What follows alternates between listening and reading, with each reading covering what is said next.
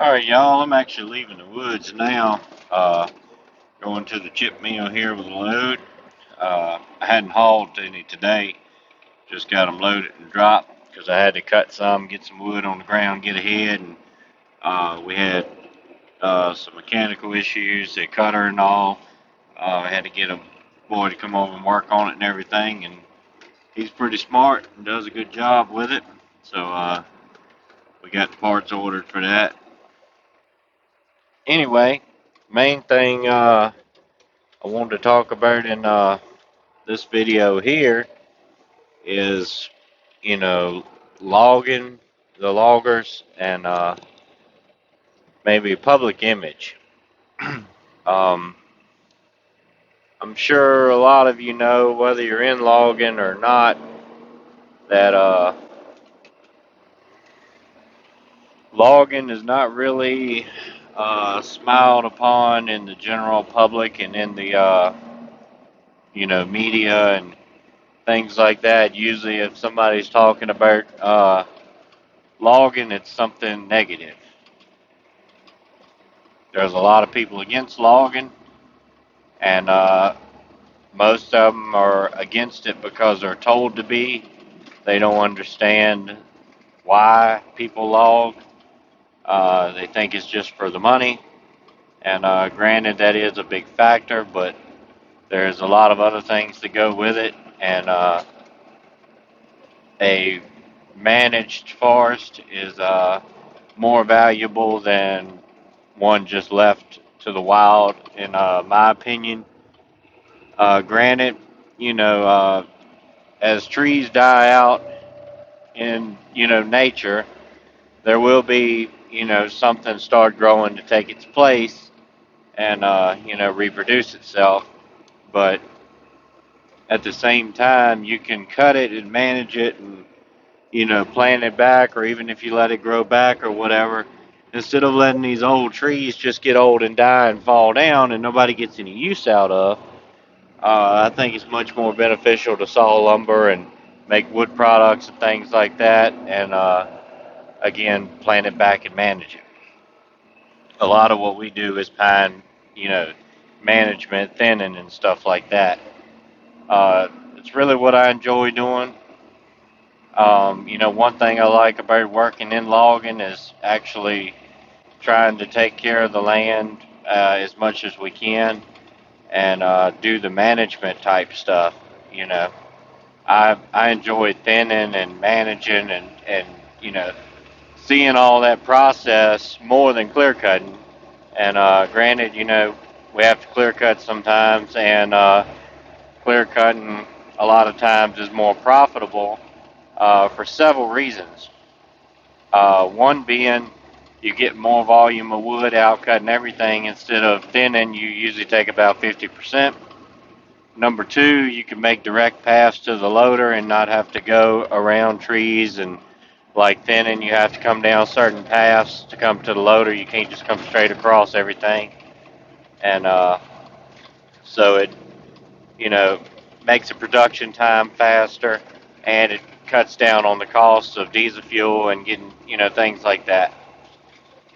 But I enjoy doing the management, coming in and cutting the smaller trees and putting them in on the spacings and taking out as much brush as possible that robs the growth from the crop trees, and then you know coming back years later and looking at it, or years later and second thinning or whatever, and seeing how much it's grown and what we done, how much it benefited.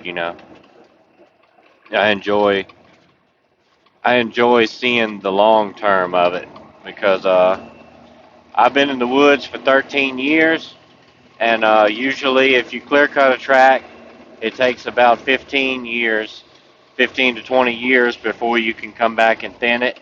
So I've never been on a track to thin it again that we've clear cut, and I've only been on a couple that we've thinned and then come back, to clear cut a few years later. But yeah, it's interesting to me, and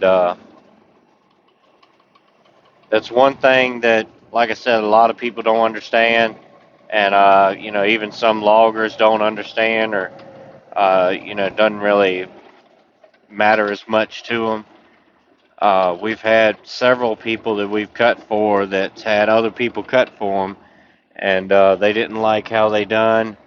And sometimes it's not even the job itself; it was how it was done and presented. Uh, because a lot of landowners, they have. See, one way my dad explained it is, you know, being loggers like we are, most of the places, in all honesty, it's just another job. Get it done and get to the next one, and you know, keep the wheels turning. Where, from a landowner's perspective, they're gonna, you know, clear cut or thin or whatever they're doing there. If they're clear cutting, it's about 15 or 20 years before they're going to do anything with it again. And if it is, a thinning age and it gets thinned, then you're still looking at anywhere between 5, 7, 10 years before it's second thinned or clear cut. So, they're going to be dealing with that land for a long time. They're going to be, looking at it. They're going to be cutting it again later. They're going to be doing whatever. If they're trying to build a house on it, some of them clear cut to build a house or pasture or build shops or whatever. So that's their, one main goal is, that track that we're doing. So, you know, everybody knows that land's hard to come by and it ain't cheap. So whether they buy it or, already have it or left to them or anything like that, they want to maintain it and manage it as much as possible and to make the most benefit of it and to get the most enjoyment out of it. Uh, like I said, we've done a lot of thinning for people. Some of them are people with a lot of land and a lot of tracks to do. We've thinned for some that just have one little piece. We've thinned a lot for older people and widow women and things like that, And, some of them don't understand a lot about the log, and we try to be one that explains it. But so, and, another guy we did some for is his old home place. So he wanted to do it in a certain way and things to look a certain way. And we tried our best to do that. Uh, we're cutting on a hardwood track now that desperately needs to be cut. I made a video the other day with all these chestnut oaks on it. Most of them are dead and they're just losing value and honestly a waste of space. They need to be cut off and planted back and managed, and that's what we're doing. And it's another guy that's got land that's joining it, and he actually came by today and I talked to him, and he's this is a big spot that they go and hang out and, ride four-wheelers and shoot guns. And it's mainly a big, hunting spot. So they've got certain things they want to do with it, certain places they want to cut, certain places they don't, and, different things like that and how they want it done. And we'll try our best to do that. And like I said, he came by and talked to us today. And been talking to our forester and stuff, and he said he likes how we do the job, and he's watched some of the videos here on YouTube, which I think is also a benefit, because all the things I make videos of kind of gives us a video catalog, so to speak, so people can kind of get a general idea of how we operate before they, turn us loose on their place. But where we're cutting now is we're finishing cutting what another crew cut a while back, and they had to move out because they couldn't sell hardwood and everything. And I'm not gonna talk about them and call any names. As a matter of fact, I don't even know their name. I don't know the name of the logging company, and I don't know the names of the people that work there or anything like that. But they didn't do. I think they put out more production than we did, more loads and stuff. So when that happens, a lot of times quality suffers for that, and it's it's not the prettiest logging job. I mean, I don't think it's horrible, but it's not the prettiest logging job, and it's not what this guy's looking for. So, he told our forester that he didn't want the other bunch cutting it. And he told them we was going to cut it and showed them the videos and everything like that. So we try our best to do our best on every job, whether it's clear cutting, thinning, or whatever, and how people want it done for several different reasons. Number one, if you make the landowner happy, if they have more wood later on, you'll be able to cut it, and they tell all their friends. Same way as if you do a bad job, they tell all their friends. It doesn't take very long, 3 or 4 bad tracks, and every one of those tell 10 people. That's 30 or 40 people that's not going to let you cut wood, and then they're going to tell 30 or 40 more. So it's just a big cycle that you don't want to do. And we try to make everybody happy anyway, because if somebody was cutting ours, that we would want it done a certain way. So there's some of it. Another thing is we try to do our best to make things look good for the logging image and stuff. And even with the trucks and all, I try to keep my truck, uh, you know, clean as much as possible. It's impossible to do this time of year with all the weather and mud and everything, but try for it not to look too horrible. And definitely keep up the maintenance on it, keep everything greased and everything tight. So hopefully there's no wheels flying off and things like that.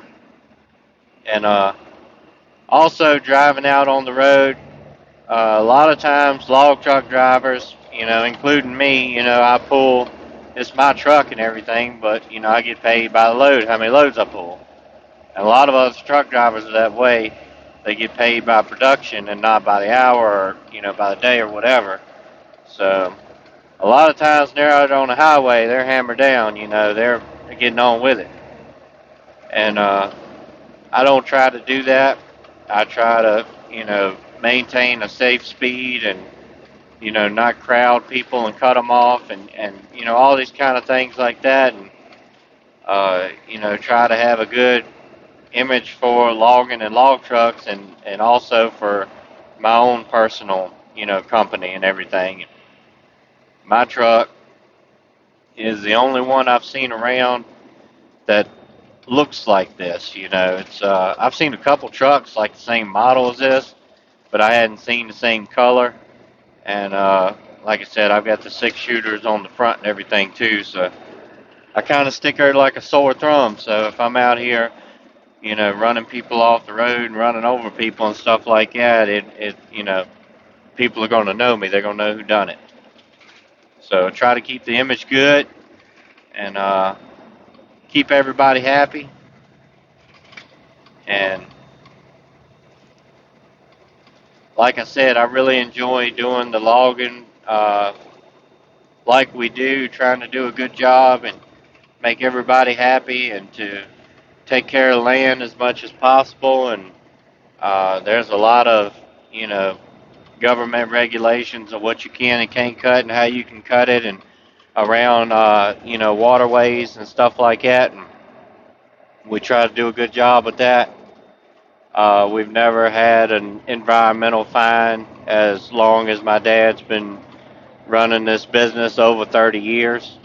So I think that's, good. We try to be as safe as possible. He's never had a, you know, I mean, you're going to have bumps and bruises and cuts and stuff like that, but there's been no major accidents in those 30 years. There's no workman's comp claims or anything like that. So it's, like I said, we've never been a big producer. We've been a smaller logger, but he's built a really good reputation over all them years. You know, uh, even people that's got land to cut, wood to cut, that we've never met. Some of them, already pretty much know us just by the name in the company and being around so long and all that kind of stuff. So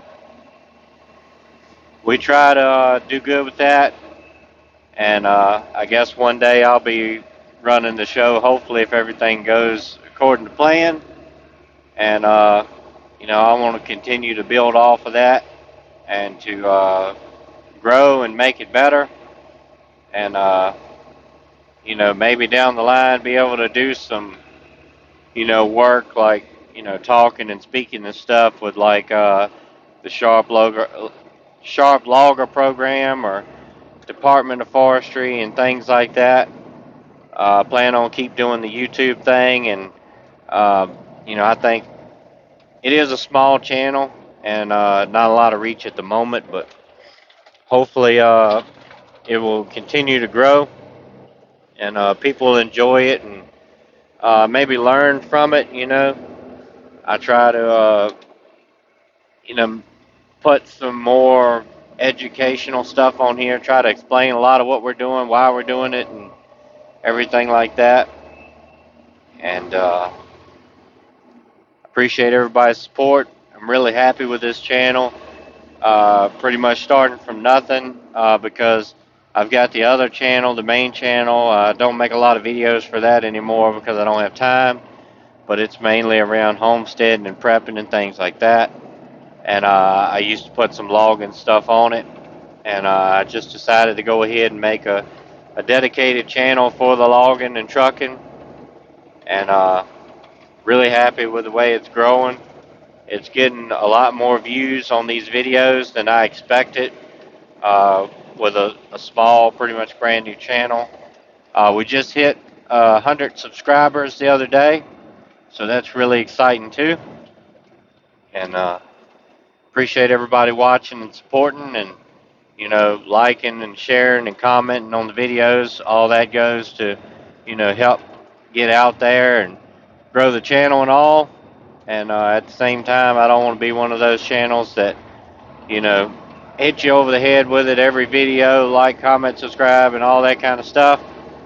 I figure if people do like it and enjoy the content and everything, that they'll go ahead and do that anyway. So just every now and then I might remind you. But other than that, appreciate everybody watching, and that is about all I got for this one.